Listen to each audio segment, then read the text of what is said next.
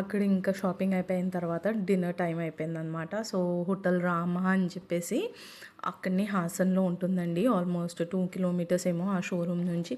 ఇంకా అక్కడ డిన్నర్ చేసేసుకొని బయలుదేరామండి. బయలుదేరేసరికి ఆల్మోస్ట్ 8:30 అయ్యింది. 8:30 8:39 అయ్యిందనమాట మనము హాసన్ నుంచి బయలుదేరడము.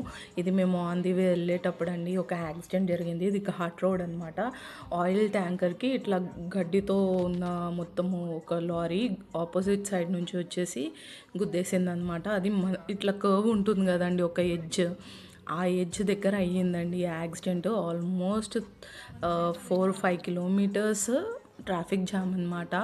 లక్కీలీ ఎవరికి హామ్ కాలేదు, అందరూ బాగున్నారు కాబట్టి. Oil tanker more over, so ఏమన్నా అయి ఉంటే మాత్రం చాలా పెద్ద లాస్ అయ్యేది. అండ్ ఇక్కడ మేము బయలుదేరిపోయామన్నమాట. మేము వెళ్ళే మా వెహికల్ వరకు అలౌ చేశారండి. దాని తర్వాత మా సైడ్ వెహికల్స్ని ఆల్మోస్ట్ 1 అవర్ స్టాప్ చేసేసారంట.